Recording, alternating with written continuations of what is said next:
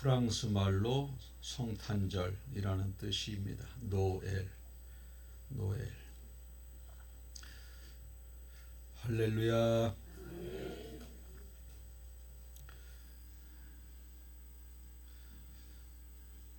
어제는 결혼식도 서울에서 우리 교인 이인순 집사님 가정에서 있었고, 또 이정숙 성도님 가정에서 아들 상도 있었고, 참 연말이고 바쁜 하루하루였습니다.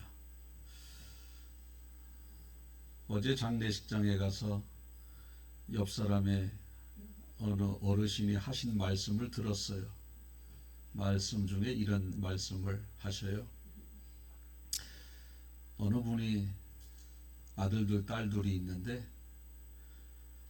일제시대 때 아들 하나가 일본으로 끌려가서 생사도 모르고, 그 다음에 6.25가 터져서 그 6.25 피난 중에 아들 하나 딸 하나가 딸 둘이 총에 맞아 눈앞에서 죽었어요. 또 아들 하나는 북한군한테 끌려가서 생사도 모른다는 겁니다. 그걸 보면서, 그 이야기를 들으면서, 이제 그분은 돌아가셨죠. 그분은 자기 생애에 내 아들을 그렇게 처참하게 이렇게 보내는 그 참 인생이 얼마나 구구할까. 제가 옆에서 그 이야기를 들으면서 욥 절반 정도는 되겠다. 욥 절반 정도. 4명의 이남 이녀가 끌려가서 행방불명돼 모르고 얼마나 하루하루가 일본으로, 징용으로, 북한군한테 끌려가서 얼마나 고생을 많이 하겠습니까? 둘은 눈앞에 보이는데 총 맞아 죽고, 참 그분이 어떻게 살아가고 있을지, 이미 돌아가셨겠죠. 어떻게 남은 인생 살았는지 모르겠어요. 그래서 이거 참 독특하고 구구한 인생을 사셨다, 험난한 인생을 사셨구나, 이런 생각을 가져봅니다. 하루하루 살아가면서 많이 삶이 힘들지 않습니까? 이 자리에 계신 모든 분들은, 어느 분은 질병 때문에, 어느 분은 경제적인 부분, 어느 분은 자식 때문에, 어느 분은 직장과 사업 때문에, 어느 분은 이런저런 관계 때문에, 한두 가지 힘들지 않은 사람이 한 사람도 없습니다. 여러분들 모두에게 우리 주님께서 여러분들의 형편과 처지를 알고 계시는 우리 주님께서 회복의 은혜와 위로의 은혜를 충만하게 부어주시는 이 시간이 되시길 축복합니다. 아멘. 오늘은 대림절 넷째 주간인데, 대림절은 예수님이 오시는 것을 기다리는 절기라 그랬거든요. 여러분 솔직히 기다려요? 그냥 바쁘게 그냥 평소처럼 살아요? 네? 솔직히 최 권사님, 기다리시는 분 그렇게 많지 않을 겁니다. 저분이 오셨기 때문에 내가 구원받았습니다. 주님을 기다립니다. 이러한 마음을 가지고 기다리시는 분 거의 없으리라 생각이 되어집니다. 참 주님은 오실 때도 환영받지 못했고 가실 때도 환영받지 못했습니다. 오실 때도 환영받지 못했어요. 예수님 죽이려고 얼마나 이 사람 저 사람이 갓난아기 때부터 공격을 많이 했습니까? 다 피해 다니셨죠. 오실 때도 말구유에서, 가실 때도 십자가 위에서 처참하게, 오래라도 건강하게 살았으면 몰라 33살에 젊은 나이에 그렇게 가셨어요. 참 안타깝죠. 예수님이 오시는 것을 기다리는 절기가 대림절인데, 이미 예수님은 2000년 전에 구원주로 이 땅에 오셨습니다. 우리가 대림절을 보내면서 예수님이 오시는 것을 기다리는 절기 대림절은 이제 앞으로 다시 오실 예수님, 심판주로 오실 예수님을 기다리는 마음으로 대림절을 보내야 된다는 겁니다. 힘들고 어려우면은요, 빨리 천국 가고 싶고 빨리 주님 품에 안기고 싶은 생각이 드는데, 힘들고 어려워도 주님 지금 오셨으면 좋겠어요? 그러면 아니래. 아직 아니라는 거예요. 여러분, 우리 다 천국이 좋다는 거 알고, 있다는 거 알고, 천국 가는 거 우리 다 알고 있어요. 자, 그러면 지금 힘들잖아요. 한두 가지 문제 없는 사람이 어디 있습니까? 힘든데 지금 가고 싶으세요? 주님 앞에 서고 싶으세요? 대답 못합니다. 왜? 준비가 안 됐어. 준비가 안 됐다니까. 준비가. 지금 서실 수 있겠어요? 주님 앞에 떳떳하게 자신 있고 힘 있게 대답할 사람 많지 않습니다. 많지 않아요. 지금 알고 다음에요. 다음에요. 몇 년 후에요. 몇 년 후에요. 그런데 다음에 몇 년 후에 신앙 좋아지는 사람 별로 없어요. 똑같습니다. 어떻게 하느냐? 제가 장례 예배를 시골 교회니까 얼마나 많이 인도해 봤습니까마는, 장례 예배 드릴 때 신앙 좋아지는 사람 별로 없더라고. 다 그냥 10년 전이나 장례 때나 거기서 거기요. 그냥 다. 나이롱은 지금 나이롱, 그때도 나이롱이고, 지금 잘 믿는 사람은 그때도 잘 믿습니다. 지금 신앙 똑같습니다. 나중에요? 아니에요. 나중에 좋아지지 않아요. 저는 여러분들이 주님 만날 그날이 가까워지면 가까워질수록 신앙이 좋아지는 여러분들 되시길 바라겠습니다. 좋아져야 돼요. 그런데 우리가 그런 생각을 갖지 않죠. 왜? 눈앞에 보이는 현실만 열심히 살아갑니다. 옆도 안 봐. 위, 좌우, 뒤를 쳐다보지 않아요. 여러분, 우리가 차 운전할 때 앞만 보고 가면 안전합니까? 절대 안 그래요. 옆도 봐야 돼요. 백미라도 보고 이 뒤도 룸미라도 봐야 돼요. 뒤에 큰 차가 막 뒤에서 달려오면 가능하면 그 차 먼저 보내고 뒤따라가는 게 오래 사는 길이에요. 앞만 보고 가는 사람은요, 정말 위험한 사람이에요. 열심히 돈은 버는데 가정은 다 망가져 있고, 열심히 돈은 버는데 하나님과의 관계는 다 멀어져 있어 영혼이 버림받고. 어리석어요. 앞만 보지 말고 조금 앞을 들봐도, 빨리 안 가도 옆도 보고 위도 보고 뒤도 보고, 열심히만 살아가는 것이 중요한 것이 아니라 나랑 같이 사는 아내가 정말 나랑 살면서 행복을 느끼는지, 내가 저 사람은 행복할 거야. 내가 잘해주니까. 뭘 행복해? 이 사람은 이 사람 때문에 못 살겠다 그러는데. 내가 행복하게 해주지 말고 그 사람이 원하는 것을 해줘야 행복인데, 자기 스타일대로 행복을 주지 않습니까? 자기 스타일대로. 그러면 그 사람은 행복하지 않거든. 전혀. 앞도 보고 위도 보고 옆도 보고 뒤도 돌아보는 여러분들이 되시길 축복합니다. 항상 신앙도 우리는 열심히 준비해야 되고, 가정도 챙겨야 되고, 맡은 일도 열심히 해야 되고, 건강도 챙겨야 되고, 두루두루. 이런 사람이 승리하는 사람이요, 지혜로운 사람입니다.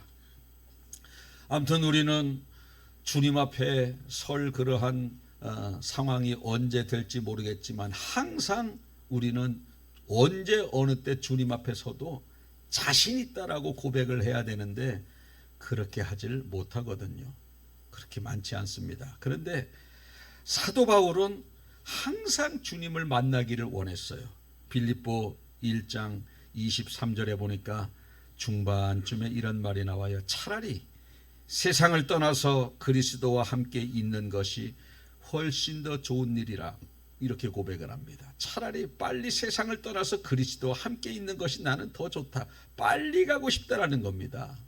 여기 빨리 가고 싶은 사람 별로 없잖아요. 가고는 싶은데 준비가 안 돼서. 근데 이분은 가고도 싶고 준비가 된 거야. 고린도 후서 5장 8절에 우리가 담대하여 원하는 바가 뭐냐? 차라리 몸을 떠나 주와 함께 있는 그것이라. 빨리 가고 싶다라는 겁니다. 빨리 가고 싶다. 여러분들 신앙생활 열심히 잘하셔서 빨리 가고 싶어하는 영혼의 모습 되시길 축복합니다. 오늘 제목 한번 따라해 보실까요? 시작. 다시 한번 시작. 아멘. 편한 길이 있고 힘든 길이 있으면 다 편한 길 선택까지 힘든 길 선택하는 사람이 없어요. 고생을 안 하고 고생하는 게 있으면 고생 안 하는 것을 선택하지 고생을 선택하는 사람이 없습니다. 그런데 예수님은 고생을 선택했다는 겁니다. 예수님은. 물론 우리도 고생을 선택할 수 있어요. 누구 때문에? 자식 때문에. 가족 때문에 내가 희생을 선택하고 고생을 선택할 수 있어요. 가족 때문에는. 그런데 가족이 아니라 모르는 사람, 생판 몰라. 나랑은 아무런 관계도 없어. 때로는 나를 조롱하기도 해. 그런 사람을 위해서 고생을 선택할 수 있습니까? 그런 사람을 위해서 희생을 선택할 수 있습니까? 우리가? 그런 사람은 없어요. 더구나 그거보다 한 단계 더 나아가서 나랑 아무런 관련도 없고 뭐 가족도 아니고 연관도 되어지지 않는데 그 사람을 위해서 대신 죽어줘요. 대신. 그 사람을 위해서 채찍에 맞아주고 그 사람을 위해서 낮고 천한 자리로 내려오신 분이 예수님이라는 거예요. 예수님.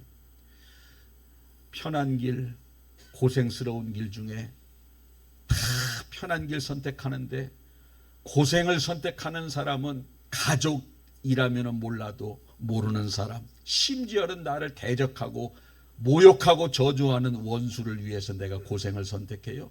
이 땅에 그 누구도 그런 선택을 한 사람이 없지만 그 선택을 하신 분이 바로 예수님이라는 겁니다. 예수님. 예수님이 그러한 희생과 고생을 선택하셨기 때문에 저와 여러분이 오늘 이 자리에 와서 예배를 드릴 수 있는 거예요. 이 자리가요, 아무나 올 수 있는 자리가 아니에요. 하나님의 선택하심이 있어야 오는 자리예요. 하나님의 선택하심만 있다고 올 수 있는 자리가 아니라 영적인 건강, 육신의 건강이 같이 있어야 이 자리에 올 수 있는 거예요. 둘 중에 하나만 있어도 이 자리에 오지 못합니다. 예배드리고 싶은데 몸이 안 따라줘도 못 와. 몸은 되는데 영혼이 현찮아도 못 오는 거예요. 그런데 하나님의 선택이 있고 건강도 있고 영적인 건강도 있어서 이 자리에 와서 예배를 드린다는 거예요. 이렇게 우리가 구별된 자리에서 구별된 예배를 드리고 이 자리에 있는 저와 여러분이 그대로 천국으로 갈 수 있는 이러한 일이 왜 생기느냐? 예수님이 고생과 희생을 선택하셨기 때문에 우리에게 이런 유익이 있게 된다는 겁니다. 나의 희생은 누군가에게는 유익이 있어요. 나의 희생은. 나의 고생은 누군가에게 희망을 줄 수 있는 겁니다. 희망을. 사실 우리 이정숙 성도님 지난주에 상을 당했습니다. 상을 당했는데 특별히 또 아들상, 참 얼마나 힘 많이 겨웠겠습니까마는 가서 그냥 위로도 해드리고 저래 뭐 별거 다 해도 그 뭐 위로가 되겠습니까?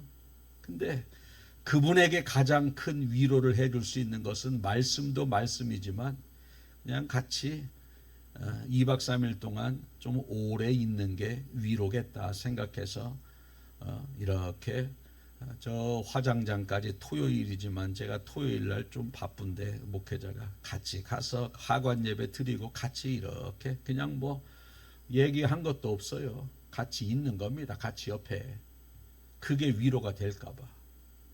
저로서는요, 토요일 날 그렇게 시간 보낸다는 것은 엄청난 희생이거든요. 사실상 월요일이면 괜찮아. 월화 수요일이면 장례식장에서 잠도 잘 수 있어. 토요일은 저는 그렇지 못합니다. 누가 밥 먹자고 그래도 나가기를 꺼려 하는데 그렇게 하루 종일 시간 보낸다는 게 쉽지 않은데, 그분을 위해서 그분이 좀 마음이 편안해진다면 그까짓 거 못할 게 뭐가 있나. 에이, 주일날 성도들한테 오면은 설교 그냥 죽이나 그냥 한 그릇씩 먹이고 그냥 오늘은 죽 잡수세요 하고 그러지 뭐, 오늘은 저분 위로하자 그러면서 그분하고 이렇게 있지만 제 마음이 편하겠어요? 그래서 이렇게 하는데 그분이 너무너무 때로는 조금씩 웃기도 하고 그래서 제 마음이 편했어요. 저의 희생과 저의 그 고생과 섬김은 예수님의 희생과 섬김에 비해서는 아무것도 아닙니다마는, 조금이라도 제가 희생하고 고생해서 그 누군가가 행복해진다면 그것이 예수님의 모습이요, 예수님의 은혜를 받은, 그러한 은혜를 받은 또 예수님의 뒤를 따라가는 저와 여러분들은 항상 손해보려고 하고 항상 누군가를 섬기려고 하고 대접받기보다 대접하려고 하고 높아지기보다 낮아지려고 하고, 할렐루야, 이게 우리의 모습이 되어져야 할 때 누군가가 나를 통해서 유익을 얻는다는 겁니다. 누군가가 유익을. 예수님이 고생을 선택해서 우리의 생명을 살린 것처럼 저와 여러분이 희생과 고생을 선택해서 누군가가 기쁨이 있고 누군가가 평안을 얻는다면 희생할 만한 가치가 있지 않겠습니까? 그런데 그것이 꼭 마이너스만은 아니라는 거죠. 집에서도 그래요. 집에서도 제가 우리 딸한테 그랬나 모르겠네. 너는 아내를 위해서 살아야 돼. 아내를 위해서. 나는요? 그러면 너는 저절로 행복해져. 그런 이야기를 몇 번 했어요. 그렇게 사는지는 모르겠어. 남편은 아내를 위해서, 아내는 남편을 위해서. 제가 이 얘기를 여러 번 했을 거거든요. 왜? 그게 진리거든. 아내를 위해서 잘해주면 아내가 반찬 2개에서 5개로 늘어나 버려. 그래요? 안 그래요? 아내 되시는 분들 시키지 않아도 2개에서 5개로 늘어난다니까. 그런데 잘하지는 않고 속만 세기네. 그러면 2개도 꼴보기 싫어. 먹는 거 2개도. 결국 그게 손해가 아니거든요. 여러분, 희생이 손해입니까? 절대 그렇지 않아요. 절대 그렇지 않습니다. 고생을 선택하는 게 절대 손해가 아닙니다. 나에게 다 유익이에요. 할 수만 있으면 여러분들이 손해보고, 할 수만 있으면 여러분들이 희생하고, 할 수만 있으면 섬기는 여러분들 되시길 축복합니다. 그러면 행복한 인생 되는 거예요. 행복한 인생. 우리 예수님이 이렇게 낮은 자리에서 내려오셔서 이렇게 섬겨서 엄청난 유익이 있었는데, 우리 예수님의 은혜를 받은 저희들은 우리도 주님을 위해서 헌신을 결단을 해야 되는 겁니다. 엄청난 은혜를 받았지 않습니까? 여러분, 우리 주님은 우리에게 값없이 희생과 고생을 선택하셨거든요. 내가 너를 위해서 십자가 칠 테니까 너도 이거저거 해야 돼. 그거 아니에요. 그냥 해줬습니다. 그냥 값없이, 대가 없이. 그런데 은혜를 받은 저희들은 그 은혜만 받고 입 싹 닫고 있으면 되겠어요? 안 되겠어요? 아니에요. 값없이 희생을, 우리에게 은혜를 주셨지만 은혜 받은 저희들은요, 그걸 갚으려고 하는 마음을 가지고 있어야 된다는 겁니다.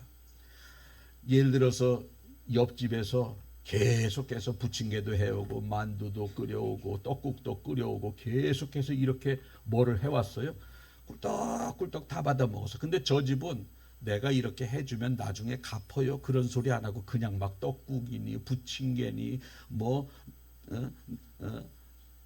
만두국이니 갈비탕이니 다 하면은 조금씩 다 줬어. 여기 꿀떡꿀떡 받아 먹었어요. 자, 그러면 여러분이 받아먹은 사람 같으면 나도 뭐 좀 해서 저 집 좀 주고 싶다 이런 마음 들어요, 안 들어요? 보통 다 들어, 보통. 그래서 뭐를 해준단 말이죠. 똑같습니다. 예수님이 우리에게 내려주신 그러한 엄청난 십자가의 은혜, 채찍을 대신 맞아주는, 창을 대신 찔려주시는 은혜를 받았다면 우리도 주님을 위해서 무엇인가를 내가 조금이라도 희생과 헌신을 해야 되겠다라는 마음을 가져야 된다라는 거예요. 가져야 된다. 물론 우리 교회에 그 은혜를 생각해서 희생하는 분들 여러 분 계십니다. 일부 예배 때 나오는 반주자 권희 집사님도 음성에서 40분을 차 타고 와요. 2부 때 반주하시는 양소리 집사님도 그 옆에더라고. 음성이지나 음성에서 40분 차 타고 와요. 거긴 또 애까지 챙겨. 누구 딸인지 모르지만 참 딸 잘 뒀어요. 저런 딸 두기 쉽지 않거든. 희생하는 거예요. 왜? 받은 은혜 조금이라도 갚는 겁니다. 차량 운행하시는 분들 희생하는 겁니다. 오늘 식당 봉사, 청소하시는 분들 주님을 위해서 조금이라도 내가 받은 은혜를 희생하는 거예요. 그런데 그러한 주님을 위해서 헌신하고 희생할 때 받은 은혜를 생각하면 불평이 없어. 왜? 받은 게 너무 크니까. 받은 게. 그런데 그걸 생각하지 않으면 아우 나 시간도 없는데, 아우 나 몸도 아픈데, 자꾸 이런 걸 생각하게 되거든요. 자, 옆집에서 10가지를 받아 먹었어. 10가지를.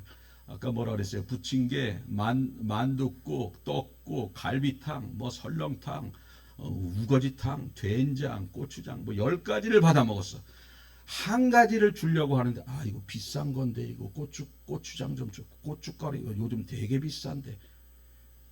요것만 보면은요, 못 갖다 줘. 왜? 비싸니까. 고추가 요즘 얼마나 비싼데, 요즘 고추장이 얼마나 비싼데, 이걸 저기 이만큼을 준다고? 요만큼도 이거 한 3만 원 하는데, 이만큼을 준다고? 갖다 주라고? 입 나와요, 입 나와. 그런데, 10개 받은 거를 자꾸 생각하면, 이거 갖다 줄 수 있어요? 못 갖다 줘요? 갖다 줘. 얼마든지 갖다 주지. 가격이 생각되지도 않아요. 가격이 고춧가루가 비싼 거 생각하지 않습니다. 똑같습니다. 우리가 교회에서 이런저런 헌신할 때 주님께 받은 은혜를 생각하면서 헌신할 때 불평이 없는 거예요. 그러나 그 받은 은혜는 다 잊어버리고, 내가 지금 시간이 얼마나 바쁜데, 내가 지금 이런 거 하려면 얼마나 많이 열정을 투자해야, 이런 거 생각하니까 입이 나오는 거예요. 하다가 말고. 그래서 우리는 받은 은혜 생각해야 돼요. 받은 은혜. 이해되시면 아멘. 우리 부모님에게 뭐 하나 해드릴 때도 그렇지 않습니까? 그냥 아이고 이거 코트 이거 한 30만 원짜리 이거면은 우리 애 잠바를 2벌 사 입히는데 코트를 우리 엄마를 해드려? 그 엄마는 당신 못 입으면서 나 입히고 당신 못 먹으면서 나 먹인 거를 생각을 안 하고 요거 30만 원만 보니까 그냥 못 하는 거요. 생일이 왜 이렇게 빨리 돌아와? 또 해줘야 되는 거 아니야? 받은 은혜를 전혀 기억하지 못하는 거예요. 저는 여러분들에게 교회에서는 하나님께 받은 은혜를 생각하며 신앙생활 하시고, 가정에서는 남편은 아내에게 받은 은혜를 생각하며 가정생활 하시고, 아내는 남편으로 인해서 받은 은혜를 생각하면서 가정생활 하시고, 직장에서는 또 여러분의 삶의 자리에서는 그 삶의 자리, 직장이 여러분들에게 먼저 부어준 그러한 것들을 생각하면서 그 직장에서 열심히 헌신하고 희생하는 그러한 모습이 되시길 주님의 이름으로 축복합니다. 특별히 이렇게 예수님께서 이렇게 이 땅에 내려오셔서 엄청난 희생을 하셨는데, 낮고 천한 자리에서 예수님 성경에는요 그런 분들이 꽤 있어요. 예수님이 가장 큰 희생과 섬김이지만 성경 이외의 사람 중에서도 자신의 모든 것을 포기하고 고생을 선택한 사람이 여러 사람이 있지만 한 사람 거론하자면 누구냐 하면 헨리 나우엔 박사님이라고 있어요. 헨리 나우엔, 이름은 들어보셨어요? 책 좀 읽어본 사람은 이분 책 한 권씩 봤을 겁니다. 이분이 누구냐? 미국 하버드 대학교 교수님이요. 미국 하버드 대학교.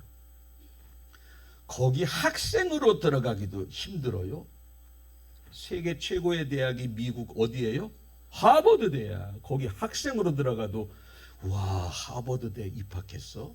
그런데 거기 교수님이라니까.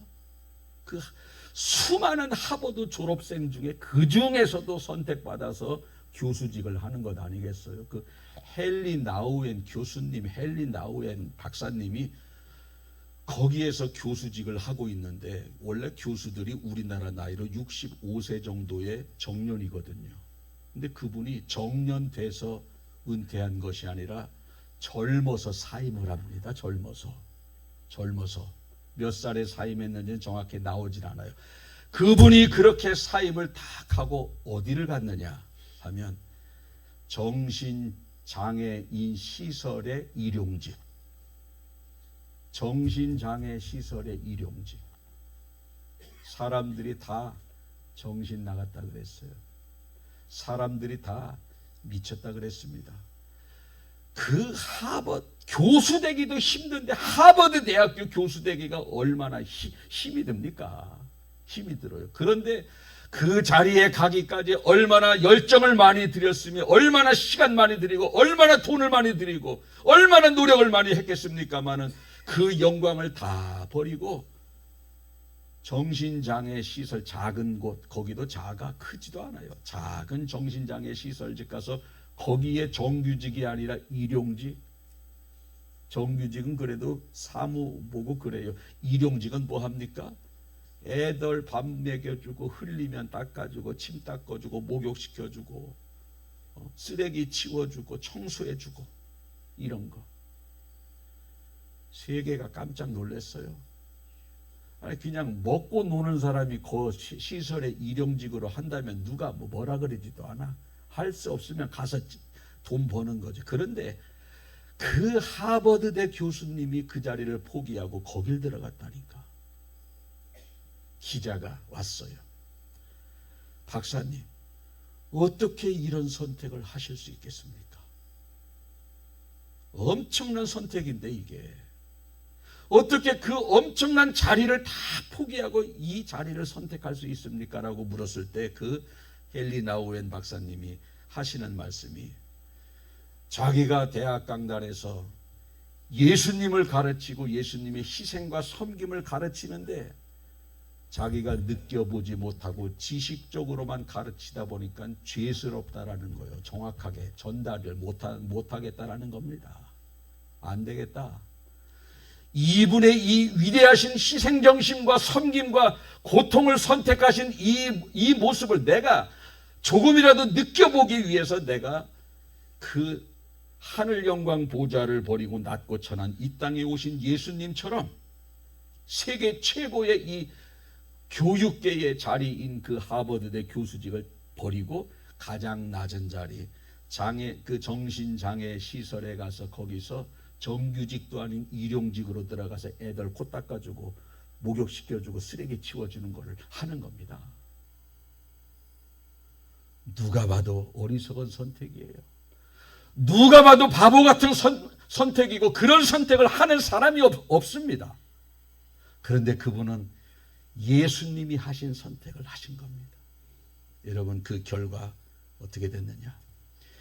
예수님이 하늘 영광 보좌를 버리고 낮고 천한 이 땅에 오셨을 때 수많은 사람들이 예수님의 은혜로 말미암아 구원받아 천국에 갈 수 있는 이러한 영적인 좋은 열매가 맺은 것처럼 그 헨리 나우엔 박사님이 그곳에 가서 한두 달 지나고 1, 2년 지나다 보니까 예수님의 희생이 느껴지고 예수님의 그러한 고통이 느껴지면서 책을 쓰기 시작하는 거예요. 책을. 느끼는 경험담을. 교수님이 교수 되기까지 책을, 논문을 얼마나 많이 썼겠습니까? 근데 교수직을 그만두고 그 자리에서 체험된 책을 쓰기 시작하는데 그때 쓴 책이 출판되는 것마다 다 세계적인 베스트셀러가 되는 거예요. 그 전에 교수직으로 있을 때는, 책을 썼을 때는 베스트셀러가 없었어요. 그런데 그분이 체험 있는 그러한 상황 속에서 책을 쓰는 그러한 상황 속에서 그 책들마다 다 베스트셀러가 되더라는 겁니다. 그 책을 읽어가면서 수많은 사람들이, 신앙을 가진 사람들이 도전을 받고 결단을 하는 그러한 열매가 얼마나 많이 맺혀지는지 모릅니다. 이렇게 고생을 선택했을 때, 희생을 선택했을 때, 그 당시는 그게 어리석고 바보 같지만 고생과 희생을 선택한 열매는 수많은 사람들이 영혼 구원받아 천국 가는 열매가 맺혀지고, 헨리 나우엔 박사가 고생을 선택하고 희생을 선택한 결과 수많은 그리스도인들이 그분의 책을 읽고 도전받아서 새로운 신앙을 결단하는 그러한 열매가 맺혀진다는 겁니다. 여러분, 우리는 항상 살아가면서 고생을 피하고 고생이 없는 것을 선택하며 지금까지 살아오셨을 겁니다. 고생이 있으면 덜 고생하는 쪽으로 지금까지 선택하면서 살아오셨을 겁니다. 그러나 그런 삶은 열매가 없습니다.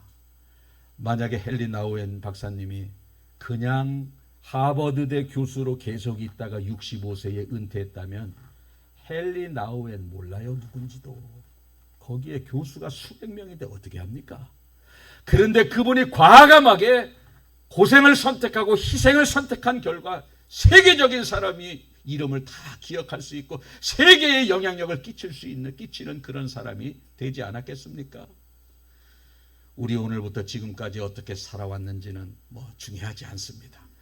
보통 사람이면 고생보다 덜 고생을 선택하고 희생보다 희생하지 않는 쪽, 고생보다 편안한 쪽을 선택하는 것은 인간의 기본 욕구입니다만은, 오늘부터 여러분들이 예수님처럼, 헨리 나우엔 박사처럼 고생을 한번 선택하고 희생을 한번 여러분들 스스로가 선택하는 여러분들이 한번 돼보시지 않겠습니까?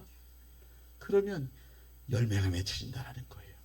지금의 삶까지는 평범했다 할지라도 지금 이후로라도 고생을 선택하고 희생을 선택한다면 여러분의 이름이 높아지고 여러분의 명성이 높아지고 여러분들 통해서 삶의 회복과 삶의 용기를 얻는 누군가가 생겨날 것이라는 것이죠.